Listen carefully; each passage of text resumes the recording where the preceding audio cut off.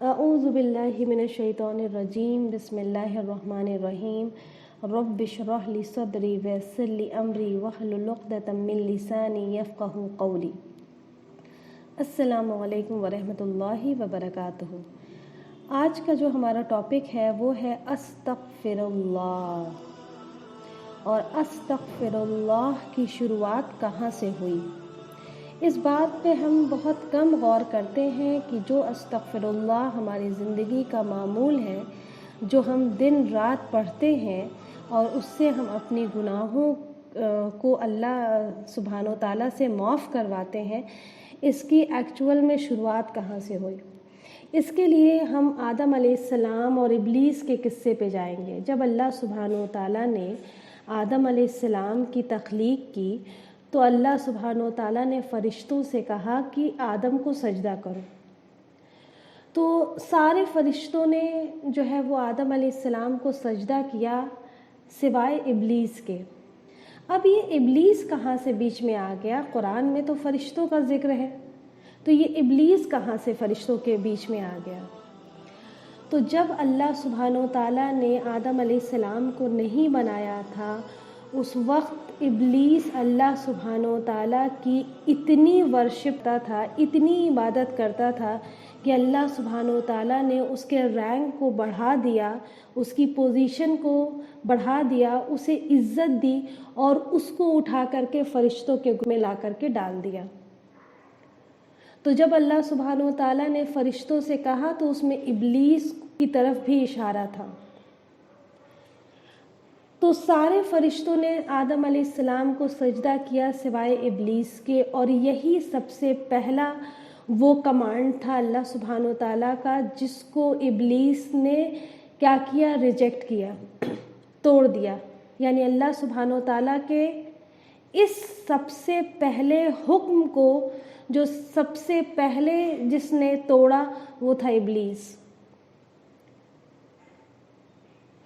پھر اس کے بعد جو ہے ابلیس سے جب یہ اللہ سبحانہ و تعالیٰ نے یہ پوچھا کہ تم نے میرے حکم کو کیوں نہیں مانا، کیوں نہیں آدم کو سجدہ کیا، تو ابلیس نے ایک لاجک ریزن دیا، یعنی ایک جواب دیا، جس جواب کو ہم بعد میں ڈسکس کریں گے۔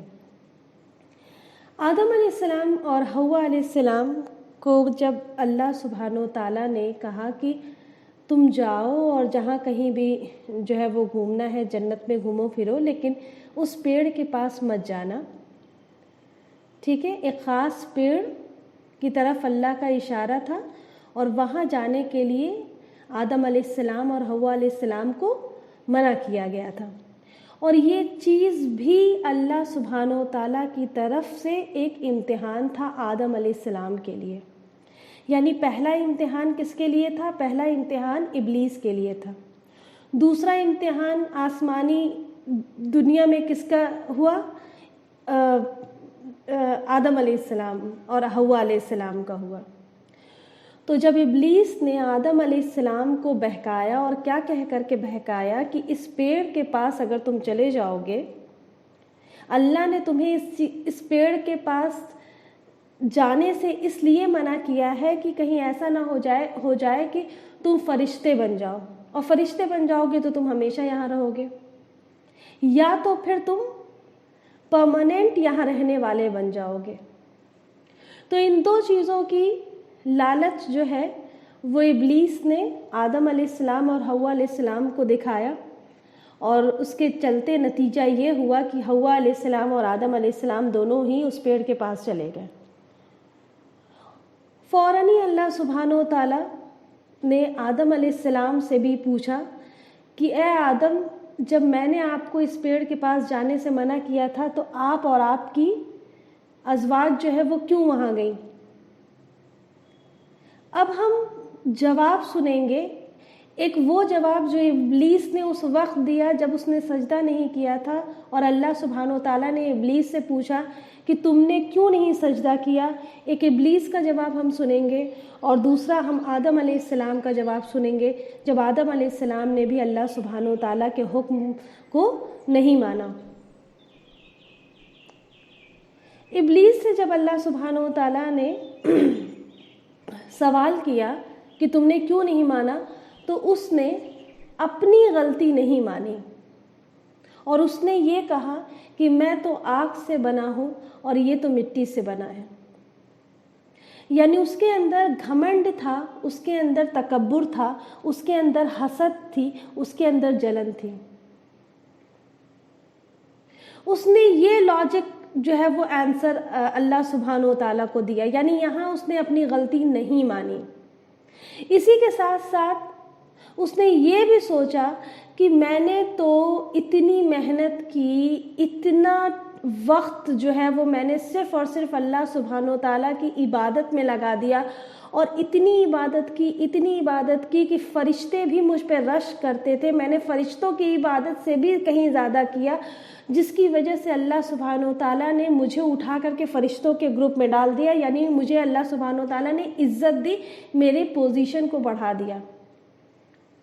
اور یہ آدم جو ابھی بنایا گیا ہے، اور اللہ سبحانہ و تعالیٰ یہ کہہ رہے ہیں کہ اس کو سجدہ کرو، جبکہ سجدے کا اصل حقدار تو میں ہوں۔ اس نے تو ابھی وہ وقت ہی نہیں لگایا جتنا میں نے لگایا ہے۔ تو یہ تکبر تھا، یہ گھمنڈ تھا ابلیس کو، اور یہ جلن اور حسد کا مادہ تھا کہ اس نے سرے سے ہی یہ انکار کر دیا کہ اس کی غلطی تھی۔ اللہ سبحانہ و تعالیٰ کا حکم نہ ماننا اس کی غلطی تھی، اس نے مسٹیک کی، یہ اس کے اندر یہ بات پیدا ہی نہیں ہوئی، اور قیامت تک اس کے اندر یہ بات پیدا نہیں ہوگی ابلیس کے اندر، کیونکہ قیامت کے دن بھی جب ابلیس کو بھی کھڑا کیا جائے گا اور لوگوں کو بھی کھڑا کیا جائے گا جو گنہگار ہیں، تو گنہگار لوگ ابلیس کی طرف کہیں گے، اشارہ کرتے ہوئے کہیں گے کہ اسی نے مجھے بہکایا تھا، تو وہ فوراً ہی جو ہے وہ اپنا دامن جھاڑ لے گا اور فوراً یہ کہے گا کہ میں نے تو بس اس کو ایک وسپرنگ کی تھی، یعنی میں نے تو بس اس کو ایک بات بس بتائی تھی، آگے کا جتنا بھی پروسیجر تھا یا آگے کا جتنا بھی ایکشن تھا، چاہے وہ ہاتھ سے گناہ ہوا ہو، چاہے پیر سے گناہ ہوا ہو، چاہے آنکھوں سے گناہ ہوا ہو، جسم کے کسی بھی حصے سے گناہ ہوا ہو اور بار بار گناہ ہوا ہو، اس میں تو اس کا خود کا قصور تھا، اے اللہ میرا کوئی قصور نہیں تھا۔ یعنی اس وقت بھی وہ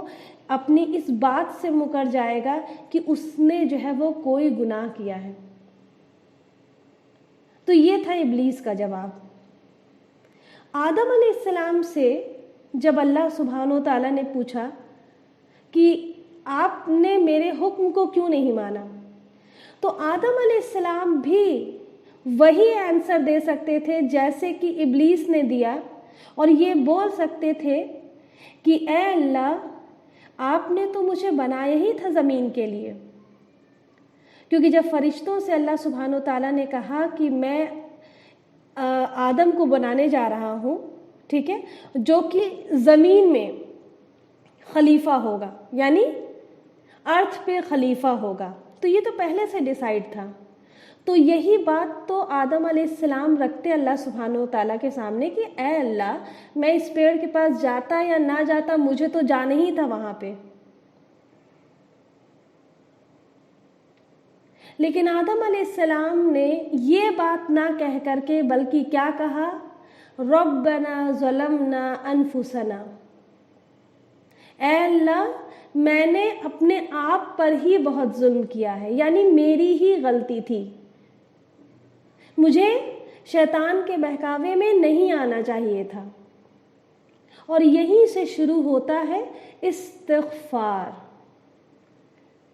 یعنی ہمارے فادر، ہمارے باپ نے سب سے پہلے استغفار بولا، اور اس کے بعد یہ استغفار جو ہے وہ ان کے پورے بچوں میں عام ہوا، اور یہیں سے ہدایت شروع ہوئی، یہیں سے ہدایت شروع ہوئی، یعنی استغفار اپنے آپ میں ایک ہدایت ہے۔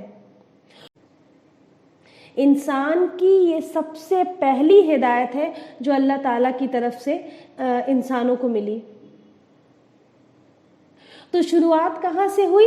آدم علیہ السلام کی ہدایت سے ہوئی، اور جب قیامت کا دن آئے گا اور قیامت کے دن ہم جب جنت میں بھی جائیں گے تو اس سے پہلے بھی ہم اللہ تعالیٰ سے یہی کہیں گے کہ اے اللہ تعالیٰ ہم نے اپنے آپ پر ظلم کیا، اللہ تعالیٰ ہمیں معاف فرمانا، اللہ تعالیٰ ہمیں معاف فرمانا، اے اللہ تعالیٰ تو ہمیں بخش دے، اے اللہ تعالیٰ تو ہمیں بخش دے۔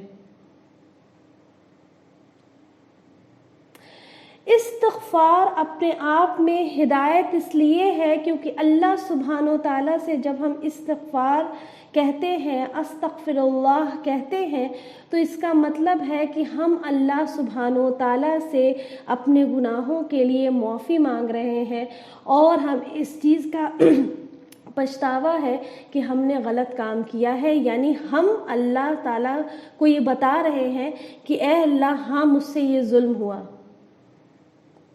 اور پھر اس کے بعد اے اللہ تعالیٰ ہمیں تیری ہدایت چاہیے، یعنی اب ہم سے یہ گناہ نہ ہو۔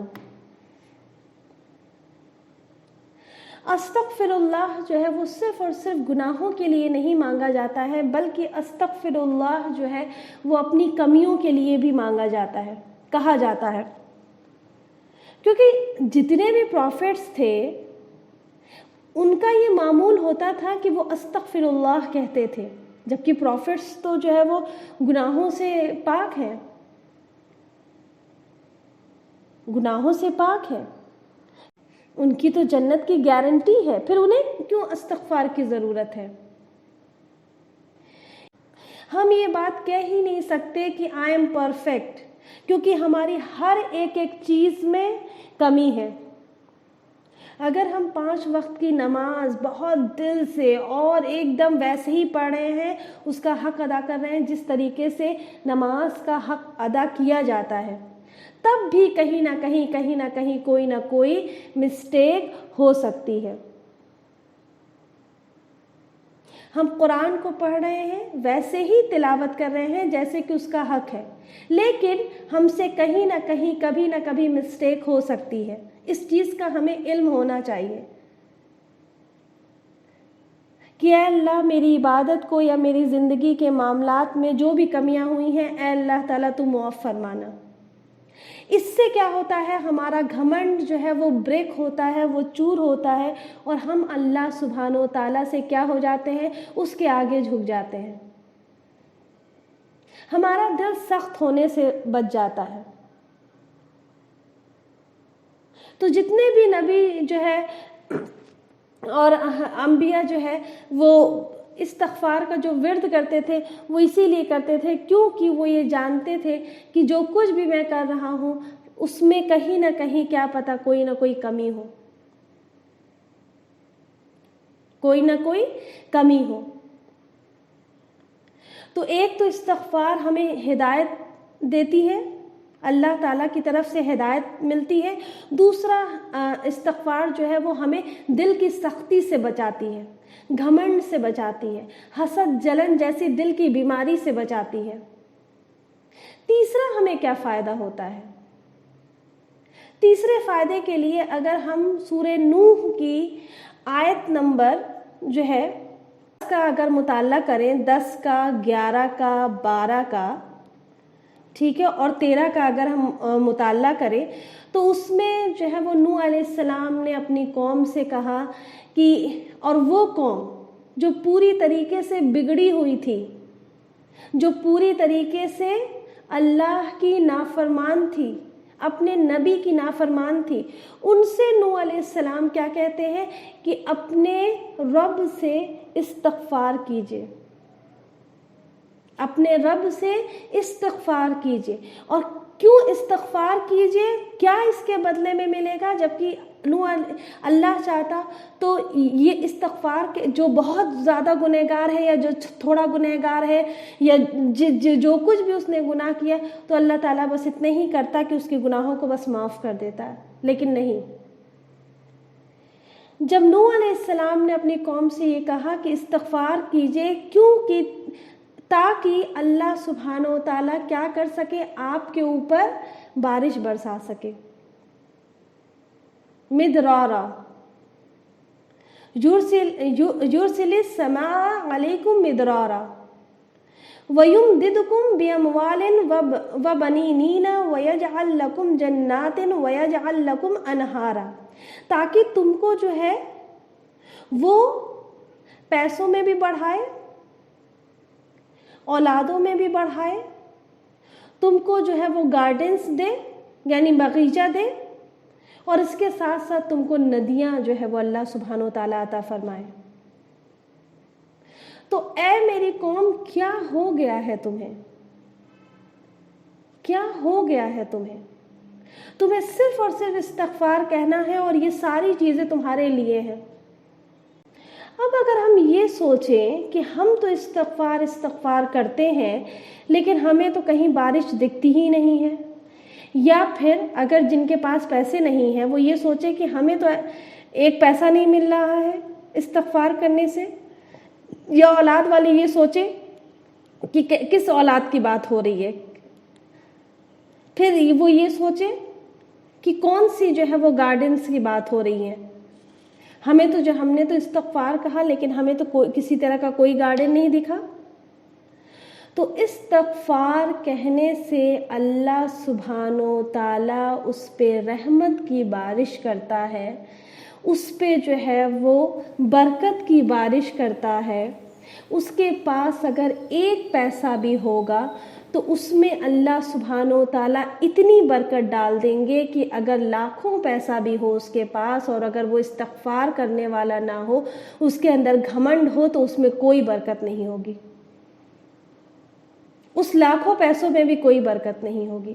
اسی طریقے سے اگر کسی کے پاس ہینڈی کیپ ایک بچہ ہے، اس کے پاس اور کوئی اولاد ہی نہیں ہے، تو کیا پتا کہ وہ ہینڈی کیپ بچہ ہی اس کے لیے صدقہ جاریہ اور اس کے لیے رحمت اور برکت ہو، بنسبت کی اگر 10 اولاد اس کے پاس ہو اور وہ سب کے سب نالائق ہو۔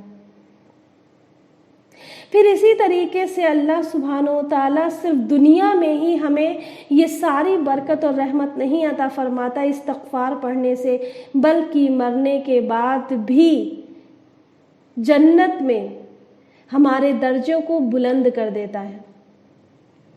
اور کیا دیتا ہے؟ گارڈن، صرف ایک گارڈن کی بات نہیں ہو رہی، گارڈنز یعنی باغیچے، اور پھر اس کے ساتھ ساتھ ندیاں۔ اور ہم دنیا میں کہیں پر بھی جاتے ہیں، ہمیں وہ ڈیسٹینیشن جس میں ندیاں بہہ رہی ہوں، اور وہ بھی ایک ندی سے ہی ہم خوش ہو جاتے ہیں۔ سوچیں کتنی ندیاں اگر ایک ساتھ بہیں اور آس پاس پورا باغیچہ ہو، اس سے بیسٹ ڈیسٹینیشن اور کچھ ہو ہی نہیں سکتی، اور ہر کوئی ایسی ہی جگہ جانا پسند کرتا ہے۔ تو استغفار اللہ سبحانہ و تعالیٰ سے کرنے میں کیا ہوتا ہے؟ اللہ سبحانہ و تعالیٰ ہماری کمیوں کو دور کرتا ہے، ہمارے گناہوں کو چھپا دیتا ہے، اس کے ساتھ ساتھ ہمیں عزت عطا فرماتا ہے دنیا میں بھی اور آخرت میں بھی۔ اور یہ استغفار کہاں سے شروع ہوا؟ آدم علیہ السلام سے شروع ہوا۔ تو ہمیں جو ہے وہ کیا کرنا ہے؟ اگر ہم استغفار نہیں کرتے ہیں اور ہمارے اندر اگر یہ ہے کہ ہم نے کوئی غلطی نہیں کی، بہت سے لوگوں کا یہ مزاج ہوتا ہے کہ اگر ان سے کوئی مسٹیک ہو جاتی ہے اور سامنے والا اگر یہ کہے کہ آپ نے یہ غلطی کی ہے، تو فوراً وہ بولتے ہیں کہ نہیں، ہم نے تو کوئی غلطی نہیں کی، میں تو نہیں مانتا کہ یہ غلطی ہے۔ تو اس کا مطلب یہ ہے کہ اس نے غلطی کر کے بھی اگر اس کو اس چیز کا پچھتاوا نہیں ہے کہ ہم نے غلطی کی ہے، بلکہ وہ یہ سمجھے کہ نہیں، میں نے جو کیا وہ صحیح کیا، اس کا مطلب ہے کہ وہ شیطان کے قدموں پہ چل رہا ہے، اس کے نقش قدم پہ چل رہا ہے۔ کیونکہ ہم کیا ہیں؟ ہم پرفیکٹ نہیں ہیں، کوئی بھی انسان پرفیکٹ نہیں ہے۔ اللہ تعالیٰ ہم سب کو استغفر اللہ بار بار کہنے کی عادت ڈلوائے، اور اے اللہ سبحانہ و تعالیٰ ہمارے لیے استغفار کے دروازے جو ہے وہ کھولے رکھنا، کیونکہ استغفار اگر کوئی نہیں پڑھتا ہے تو سمجھیے کہ اس کا دل بہت سخت ہے، اس کا دل بہت سخت ہے۔ اور یہ استغفار کون کتنا پڑھ رہا ہے، یہ ہر انسان کا اپنا اعمال ہے۔ یہ تو اللہ تعالیٰ